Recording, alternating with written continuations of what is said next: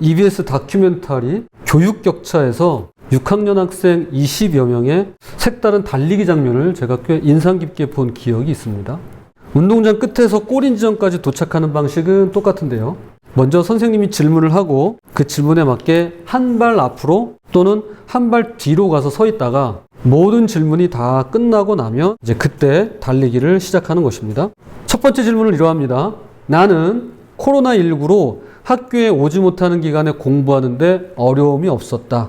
여기에 해당되는 학생만 한 발 앞으로 가서 서는 겁니다. 첫 질문에 몇몇 아이들이 한 걸음 앞섰습니다. 두 번째, 나는 실시간 화상 수업에 집중할 수 있었다. 해당하는 사람만 앞으로 한 걸음. 세 번째, 나는 코로나 때 학원을 더 많이 다녔다. 해당하는 사람 앞으로. 엄마 아빠가 모두 출근해서 집에 홀로 있었던 적이 많았다. 해당하는 사람은 앞이 아니라 뒤로 가는 겁니다. 나는 코로나로 등교하지 않을 때 집에 혼자 지낸 적이 많았다. 해당되는 사람 뒤로. 눈치채신 분들도 계실 텐데요. 이 질문은 코로나 시기 아이들이 처해있던 상황에 대한 것으로 자신의 선택이 아니라 주어진 환경에 대한 질문이었던 것입니다. 내가 한 게 아니라 주어진 걸 말합니다. 그 다음, 나는 학교에 오지 않는 기간에 점심을 스스로 해결하거나 굶은 적이 많았다. 해당하는 사람은 뒤로. 코로나 때 엄마 아빠가 출근하시고 학원을 다니지 못해서 오랜 시간 게임을 한 적이 많았다. 뒤로. 나는 부모님께 고민을 말한다. 앞으로. 자, 일상의 모습도 주변의 환경도 제각각인 아이들, 그래서 생기는 차이만큼 운동장 위의 출발 지점이 달라지고 자꾸만 벌어지게 됩니다. 누구는 앞으로 가고요. 누구는 뒤로 갑니다. 앞으로 갔다 뒤로 갔다 하기도 하고 뒤로 갔다 앞으로 갔다 하면서 점점 그 격차는 벌어집니다. 나는 부모님께 장래 희망에 대해 이야기한 적이 있다. 해당하는 사람 앞으로. 나는 중고등학교 생활을 잘할 수 있을 것이다. 나는 대학에 갈 수 있을 것이다. 나는 앞으로 행복한 삶을 살 것이다. 등등 해당되는 사람 앞으로. 질문을 모두 마친 선생님이 이제 여러분이 서 있는 그 지점에서부터 달리기를 시작하겠습니다. 이야기하자 뒤쪽에 서 있던 아이들이 일제히 쟤네들을 어떻게 이겨요? 하며 항의합니다. 그럼에도 불구하고 선생님께서 호루라기를 불자 하나의 도착점을 향해 일제히 달리기 시작하는데요. 금세 선두 그룹이 도착하고 한참 뒤에야 마지막 아이들이 들어오게 됩니다. 뒤에 있던 아이들이 말합니다. 출발 지점이 바뀌어서 짜증났어요. 앞에 있는 애들이 너무 부러웠어요. 근데 나는 왜 좀 더 앞으로 못 갔던 걸까요? 라면서 말이죠. 이것은 현 사회의 교육 격차를 적나라하게 보여주는 단면입니다. 누군가는 여건이 좋고 환경이 유리해서 부모님의 도움이나 여타의 준비를 통해 이미 도착점 가까이에서부터 달릴 수 있지만 누군가는 이렇다 할 도움 없이 오롯이 자기의 힘만으로 처음부터 끝까지 달릴 수밖에 없더라는 것이죠. 저는 여기서 누군가는 좋겠다거나 누군가는 참 안 됐다라고 말하고자 함이 아닙니다. 또는 개천에서 용난다는 말로 개개인의 노력이 부족하다고 말하려는 것도 아닙니다. 또한 과거 어느 몰지각한 국회의원의 말처럼 그냥 운명이려니 하고 받아들이세요 라고 말하고자 함도 아닙니다. 더욱이 목사랍시고 그러므로 세상은 악한 겁니다 라는 말로 단순화시켜서 단숨에 결론을 맺을 생각도 없습니다. 물론 세상이 악한 것은 기정사실이지만 그러나 하나님은 우리 각 사람의 영혼을 눈부시도록 아름답게 지으셨으며 이 땅에 예수 그리스도를 보내실 정도로 사랑하시고 지금도 우리를 영화롭게 만들어 가시기를 원하시죠. 저는 교육학자도 사회학자도 그렇다고 정치인도 아닙니다. 저에겐 교육 격차를 해소시킬 뾰족한 방안 같은 건 없습니다. 여러분과 같이 때론 절망의 소용돌이에 휩쓸리기도 하고 때론 하나님 믿는다면서 내가 이러면 안 되지라며 소망을 품고 제도 개선과 정상화를 위해서 그리고 지도자들과 우리나라를 불쌍히 여겨달라고 주님 바라보며 기도를 이어갈 뿐입니다.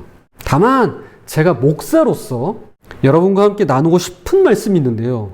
이러한 교육 격차처럼 우리의 마음 한구석에도 하나님을 향한 믿음의 차이, 즉 신앙의 격차가 자리 잡고 있으며 이것이 나도 모르는 사이에 구원의 격차로 다가올 수 있겠다라는 것입니다.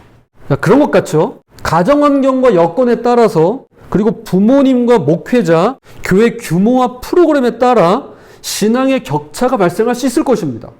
그렇다면 성경은 이 격차에 대해서 어떻게 말씀하고 있을까요? 이것이 바로 오늘 본문을 통해서 살펴보고자 하는 내용입니다.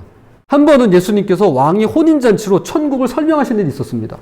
천국은 마치 자기 아들을 위하여 혼인잔치를 베푼 어떤 임금과 같으니 왕의 아들이 혼인을 하게 되어 잔치를 열었답니다. 그런데 초대받은 사람들이 아무도 오질 않겠다는 거예요. 그래서 종들을 시켜 길에 나가 누구라도 데려오라고 자리를 채우라고 명하게 되죠. 그렇게 잔치 자리는 금세 가득 찹니다. 그런데 뜻밖의 문제가 생깁니다. 왕이 손님들을 보러 들어왔는데 글쎄 한 사람이 눈에 딱 띄는 거예요. 한 사람이 눈에 딱 띄는 거예요. 디디디디디. 바로 예복을 입지 않은 사람이었습니다. 임금이 손님들을 보러 들어올새 거기서 예복을 입지 않은 한 사람을 보고 왕은 이 예복을 입지 않은 한 사람에게 어떻게 했을까요? 자, 그 다음 말씀. 임금이 사환들에게 말하되 그 손발을 묶어 바깥 어두운 데에 내던지라. 거기서 슬피 울며 이를 갈게 되리라 하니라. 왕이 이 사람을 내쫓습니다. 너 나가! 이렇게 된 거예요. 근데 그냥 보낸 게 아니에요. 어떻게 했대요? 손발을 묶어서 손만 묶은 게 아니에요. 여러분 수갑만 차요. 경찰은. 발까지 묶어가지고 바깥 어두운 곳으로 내던집니다. 여러분 어떻게 생각하세요? 어떻게 생각하세요? 이게 과연 이렇게까지 할 일인가요? 지금 잔치에 참석한 사람들은 처음부터 초청받아온 게 아닙니다. 처음 초대받은 사람들은 아무도 안 왔어요. 그래서 길에 나가 급하게 데려온 사람들입니다. 지나가다가 소위 붙들려온 사람들이에요. 미리 잔치 준비를 하고 온 사람들이 아니었습니다. 그런데 예복을 안 입었다며 쫓아낸 겁니다. 너 나가! 손발 묶어가지고 던져버린 거예요. 무리를 일으킨 것도 아니고 술에 잔뜩 취해서 소란을 피운 것도 아닙니다. 요즘 말로 진상짓 한 게 아니에요. 단지 예복을 안 입었다는 이유로 손발까지 묶어서 쫓아내고 있는 겁니다. 이들은 미리 예복을 준비할 시간도 없었지만 아마 예복 같은 걸 갖고 있을 만큼 부자도 아니었을 겁니다. 소문난 부자였다면 처음부터 왕의 초청장을 받아냈죠. 물론 빌려서라도 입고 오면 되겠지만 애초에 빌릴 시간조차 없었습니다. 지나가는 사람 데리고 왔는데 예복은 무슨 예복이냔 말입니다. 죄송한 표현이지만 무슨 이런 경우가 다 있죠? 이거 어떻게 해야 돼요, 이거 지금? 그런데 말입니다. 놀라운 건 지금 잔치에 참여한 모든 사람들이 하나같이 예복을 입고 있었다는 점입니다. 오직 이 한 사람만이 예복을 입지 않았어요. 어떻게 이럴 수 있을까요? 그것은 여기 있는 사람들이 집에서 예복을 입고 온 것이 아니라면 미리 예복을 누가? 왕이 준비해 놓았다라고 볼 수 있는 대목입니다. 일반적인 잔치에는 굳이 예복을 입지 않습니다만 이 자리는 왕의 잔치입니다. 왕 앞에 나아갈 때는 그에 걸맞는 예복을 입어야만 하는데요. 실제로 성경에는 왕이 예복을 준비해 둔 경우를 볼 수 있습니다. 예후가 예복 맡은 자에게 이르되 예복을 내다가 바알을 섬기는 모든 자에게 주라 하매 그들에게로 예복을 가져온지라. 이들은 당시 북이스라엘에서 활동하던 바알 대사장들입니다. 한두 명이 아닌 수백 수천 명에 달하는 자들이 한 자리에 모인 것입니다. 그런데 그 많은 사람을 위해 왕이 예복을 준비해 주고 있는 것입니다. 왕이 혼인잔치에서도 본인들이 예복을 준비해 간 것이 아니라 왕이 친히 준비해 놓은 것이 틀림없습니다. 그래서 왜 예복을 입지 않았느냐고 물었을 때 그는 아무 말도 못했습니다. 왜냐하면 왕이 준비까지 다 해놓았는데 본인이 거부하고 입지 않았기 때문입니다. 이르되 친구여 어찌하여 예복을 입지 않고 여기 들어왔느냐 하니 그가 아무 말도 못하거늘. 그럼 왕은 왜 그렇게 노한 걸까요? 예복을 입지 않은 것이 그렇게나 큰 죄가 되는 걸까요? 누구나 혼인잔치에 부를 정도로 관대한 왕이 단지 예복을 입지 않았다는 이유로 화를 내며 이렇게 손발을 묶어서까지 밖으로 쫓아낼 필요가 있는 걸까요? 사실 그래요. 사극을 좋아하시는 분들은 알 거예요. 왕 앞에 나아갈 때 예복을 갖춰 입고 나가요.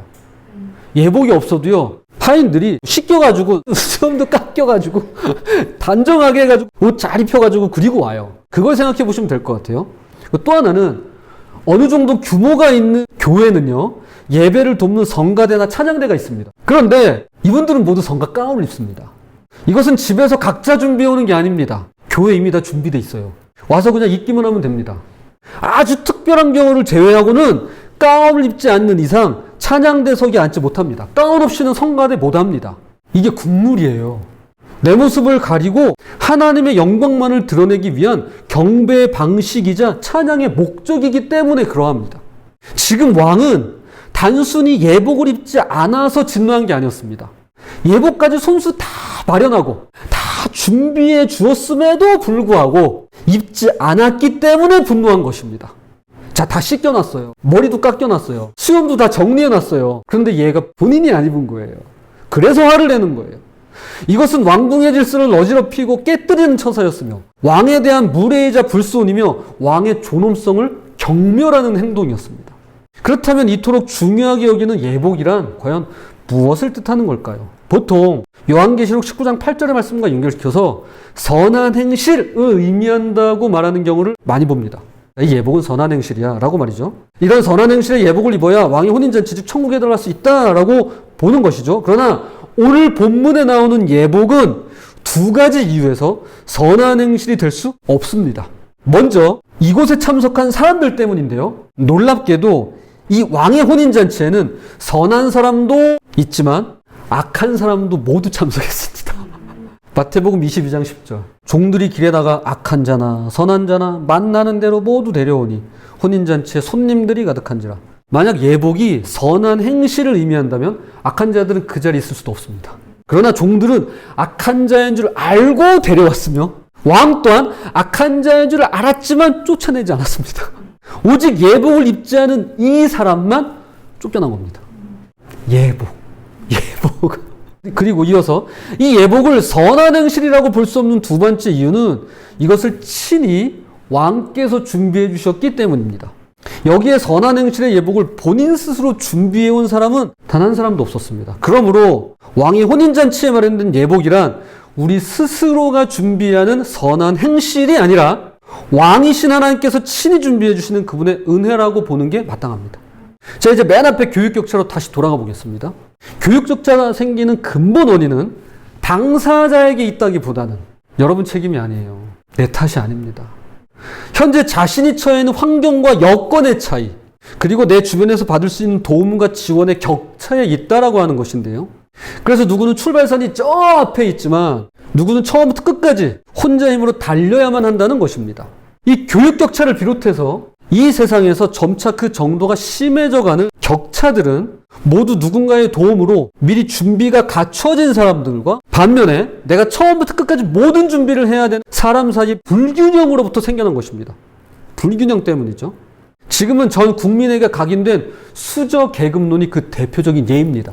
자, 그렇다면 우리 믿음은 어떨까요? 나의 신앙은 어떨까요? 궁극적으로 구원은 어떨까요? 물론 환경과 여건, 도움과 지지 세력의 차이는 엄연히 존재합니다. 믿음의 가정에서 태어난 사람과 그렇지 않은 사람 간의 격차가 없을 수는 없겠죠. 그러나 하나님은 그렇지 않다라고 말씀하고 있는 것입니다. 그분 앞에서는 누구도 차별받거나 소외되지 않으며 모자라거나 부족함이 없으며 결여된 모든 것에 대하여 하나님께서 친히 준비해 주시겠다라는 것입니다. 왕이신 하나님께서 채우시고, 왕이신 하나님께서 도우시고, 왕이신 하나님께서 마련하시고, 왕이신 하나님께서 예비하시고, 왕이신 하나님께서 친히 그 예복을 준비하시겠노라고 말씀하는 것입니다. 문제는 내가 거부하고 내가 거절한 것이지 하나님 편에서는 이미 미리 예비하시고 친히 준비하신다는 겁니다. 성경은 처음부터 끝까지 하나님께서 우리를 위해 예비하시고 준비하신 일들을 기록하고 있습니다. 태초에 인간을 창조하시기 전 모든 것을 다 준비하신 뒤에야 비로소 사람을 만드셨습니다. 마지막에 만드셨죠. 다 만들어 놓고 그리고 사람 만드셨어요. 준비해 놓으셨습니다. 아브라함 부르실 때도 스스로 살 곳을 찾으라고 말씀하지 않았습니다. 미리 준비하신 땅으로 그를 인도해 가셨습니다. 이집트에서 종살이 하던 이스라엘 백성들을 이끌을 때도 하나님은 너무나도 세심하게 그들의 갈 길을 예비하시고 앞으로 정착할 가나안 땅을 준비해 놓으셨습니다. 여리고성 무너뜨릴 때에도, 다윗을 왕으로 부르실 때에도, 바벨론 포로 생활을 마치고 다시 예루살렘으로 돌아오는 모든 과정 가운데 하나님은 미리 예비하시고 먼저 준비해 놓으셨던 것이었습니다. 내 아버지 집에 거할 곳이 많도다. 그렇지 않으면 너희에게 일렀으리라. 내가 너희를 위하여 거처를 예비하러 가노니. 여기서 예비하다는 헬라어로 헤토이마주오라고 합니다. 신약 성경에 수십 번 등장하는 이 단어는 예수님께서 우리를 위해서 모든 걸 준비하고 계심을 잘 보여주는데요. 한 번은 베드로와 요한을 보내며 유월절 만찬을 준비하도록 시키신 일이 있습니다. 제자 입장에서는 자신들이 선발대로서 장소를 물색하고 예수님께서 편히 오실 수 있도록 준비한다라고 생각했을 것입니다. 그런데 성경은 그마저도 하나님께서 이미 다 준비하셨음을 보여줍니다. 거기 서 있는 사람 중 어떤 이들이 이르되 나귀 새끼를 풀어 무엇 하려느냐 하매 제자들이 예수께서 이르신 대로 말한데 이에 허락하는지라. 주인 허락도 없이 새끼 나귀를 가져가는 두 제자에게 주위에 있던 사람들이 묻습니다. 당신들 뭐 하는 거야? 그래서 예수님께서 일러주신 대로 여차저차 이만저만 합니다. 이야기했더니 그래? 알았어 라면서 너무 쉽게 가져가라는 겁니다. 즉 예수님은 만날 만한 사람까지도 미리 제자들을 위해 준비해주고 계신 겁니다. 여러분 만날 만한 사람들을 친구들을 여러분 준비해주고 계실 거예요. 믿으셔야 돼요. 요한복음 3장에 등장하는 니고데모의 질문을 통해 당시 사람들의 생각을 읽을 수 있는데요. 영원한 생명에 이르기 위해 인간편에서 무엇을 준비해야 하는가에 대한 고민이 있었음을 알게 됩니다. 그러나 예수님은 인간편에서의 준비가 아닌 오직 예수 그리스도 당신을 통해서만 모든 것이 예비되고 준비될 것이라고 말씀하십니다. 그게 바로 그 유명한 요한복음 3장 16절이에요. 하나님이 세상을 이처럼 사랑하사 독생자를 주셨으니 이는 그를 믿는 자마다 멸망하지 않고 영생을 얻게 하려 하심이라. 아멘. 인간편에서 준비하는 게 없어요. 주님이 준비하십니다. 제자들의 경우 주님으로부터 구원이 얼마나 어렵고 힘든가에 대한 이야기를 듣고는 큰 충격에 빠진 일이 있습니다. 그때 예수님께서 다음과 같은 말씀으로 이들을 안심시키는데요. 제자들이 매우 놀라 서로 말하되 그런즉 누가 구원을 얻을 수 있는가 하니 예수께서 그들 보시며 이르시되 사람으로는 할 수 없으되 하나님으로는 그렇지 아니하니 하나님으로서는 다 하실 수 있느니라. 엄청 놀랐어요. 야 그럼 누가 구원받아? 응? 제자인 우리도 못 받을 것 같은데? 이제 이러고 있는 건데 그때 예수님께서 뭐라고 그러세요? 맞아. 사람으로는 못해. 하나님께서 하셔. 즉 그분이 친히 예비하시고 준비하신답니다. 십자가에서 예수님은 오른편 강도에게 오늘 나와 함께 낙원에 이르리라고 하시며 그를 위한 낙원이 친히 준비되어 있음을 말씀하십니다. 즉 구원과 영원한 생명은 이미 주님께서 준비하신 것입니다. 이것이 하나님 앞에서는 아무런 차별도 없으며 격차가 생기지 않는 이유입니다. 우리 쪽에서 하는 게 아니에요. 하나님께서 친히 준비하고 계십니다. 그렇다면 오늘 말씀 마태복음 22장에서 모든 사람을 위해 왕께서 준비해주고 계시는 예복이란 과연 어떤 은혜를 가리키는 걸까요? 자, 로마서 13장 14절. 오직 주 예수 그리스도로 옷 입고 정욕을 위하여 육신의 애를 도모하지 말라. 예, 바로 예수 그리스도이십니다. 은혜의 정점이죠. 우리 쪽에서는 그 어떤 것도 내세울 수 없습니다. 오직 왕이신 하나님께서 준비해 주시는 그분의 은혜, 즉 예수 그리스도의 예복만 우리에게 있을 뿐입니다. 이제 말씀의 결론을 내리면서 끝으로 이런 질문이 생길 수 있을 것 같습니다. 도대체 이 사람은 왜 왕이 준비해 준 예복을 거절하고 입지 않은 걸까? 라고 말이죠. 얘는 도대체 왜 안 입은 걸까? 라고 질문할 수 있을 것 같습니다. 어때? 궁금하시지 않나요? 저 굉장히 궁금했어요. 근데 여러분 제가 이 말씀을 준비하면서 내린 결론이 있어요. 우리가 다 이 사람의 모습을 하고 있다는 거예요. 아니 왜 예복을 안 입지? 왜 거절하고 있지? 근데 우리가 그러고 있어요 사실은. 자 다시 돌아와서 만약 그가 누더기 옷이나 더러운 옷을 입고 있었다면 그는 분명 예복으로 갈아입었을 겁니다. 그랬을 거예요. 하지만 그러지 않았습니다. 두 가지 이유를 생각해 볼 수 있을 것 같습니다. 하나는 그가 아마도 다른 사람들보다 더 좋은 옷을 입고 있었던 모양입니다. 그래서 굳이 갈아입지 않아도 될 거라고 생각했던 것이죠. 또 하나는요, 다른 사람들의 옷보다 좋은 정도가 아니라 아예 왕이 준비해준 예복보다도 더 좋은 옷이었다라고 생각했을 것입니다. 옷은 그 사람의 신분을 나타낸다고 하죠. 그는 일반 평민이 아니었을지도 모릅니다. 그러니까 나는 이런 사람이야 라면서 자랑하고 싶었던 것이죠. 그렇게 예복을 입지 않은 채 혼인잔치에 들어가서는 자아라는 자기 의의 옷, 자기 공로의 옷, 자기 선행의 옷을 입고는 한껏 또는 은근히 뽐내다가는 결국 손발이 결박된 채 바깥 어두운 곳으로 쫓겨나게 되었다라고 추측해 볼 수 있을 것 같습니다. 우리 안 그럴 것 같지만 우리 사실 그럽니다. 이게 함정이에요. 우리 주님 되게 필요할 것 같죠? 아, 주님 저 그 옷 아니면 안 돼요. 막 그럴 것 같죠? 그렇지 않아요. 우리는 옷이 너무 많아요. 문제는 이거예요. 그에게 왕이 준 예복보다 다른 옷이 있는 거예요. 그런 맥락에서 내 실력이라느니, 내 능력이라느니, 내가 잘해서라느니, 내가 뛰어나서라느니, 내가 잘나서라느니, 심지어는 부모 잘 만난 것도 재능이라느니, 부자 집안에서 태어난 것도 능력이라느니 하는 실력주의와 능력주의의 신화와 망상에 사로잡혀 있는 한 그 사람은 결코 하나님의 은혜를 깨닫지도 깨달을 방법도 찾지 못할 것입니다.